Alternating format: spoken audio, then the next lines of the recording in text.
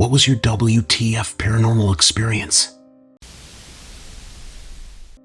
One morning my wife told me about a creepy floating head she saw at night while laying in bed. However, she never actually described what he looked like. So when I had the same experience, 2 weeks later, I was excited to share it with her. We went back and forth describing the ghost, sharing as much detail as we could. Finally, wife shared that her ghost had a beard, and relieved I said that mine had no facial hair at all. However, her face went pale as she confessed to testing my story.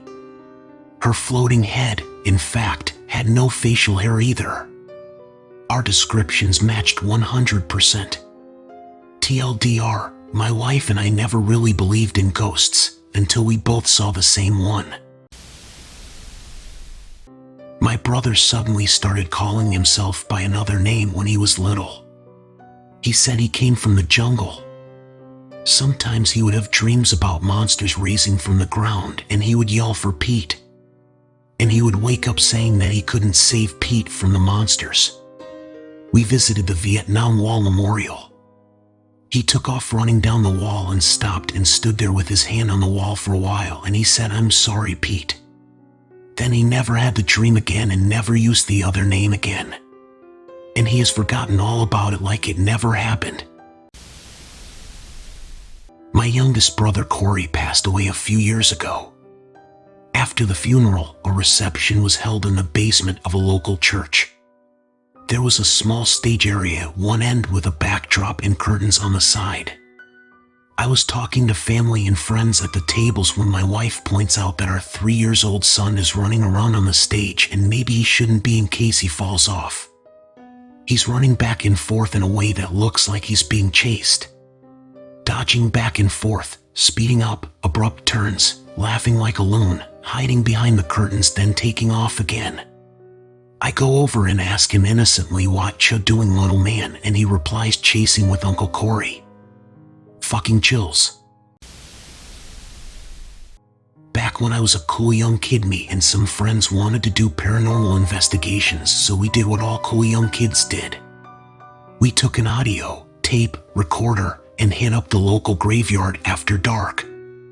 On this particular fall night, we were walking around and I saw a little toy excavator at the foot of a child's headstone. I picked it up and thought, man, that's sad to see a small children's grave. Then I put it back and started walking away. I started getting a super weird feeling that someone was walking up behind me, but all my friends were ahead of me. Then out of nowhere, the leaves started shuffling behind me and I got pushed. I told everyone I had been pushed by something and marked the time so we could review our audio recording later. When we got back home, we went over the recording and you could hear a kid laughing when I got pushed. It was fucking wild. I still get the chills thinking about it. I really wish we still had that old recording. There was definitely no one aside from us in the graveyard that night. I figured that my childhood home was haunted by a child, and it took a liking to me because my sisters didn't have the interactions as I did. A few examples were the TV changing to different kid channels when I would watch ESPN, tennis balls rolling towards me, faint laughter when I was losing on Halo, and so on. My uncle moved in one summer and, well, we didn't have the best of relationship. He was an ass sober and a dick when drunk. To top it off, he took my room.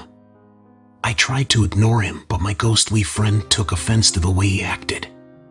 One day, he looked shaken up. He complained to me that the night before he was awoken with a sharp pain on his side. When he turned over, he said he thought he saw a shadow disappearing into my closet. He then showed 2 sets of 5 red marks running down his side and back. It didn't take him long for his second encounter to happen. When he was alone in the house, he saw a child-sized black shadow in the kitchen with a white eye and red eye. Frozen, he stared at it as it slowly pointed towards him, and he knew why. He has never felt comfortable in that house since. I still feel that presence whenever I visit my parents, but in a pleasant way.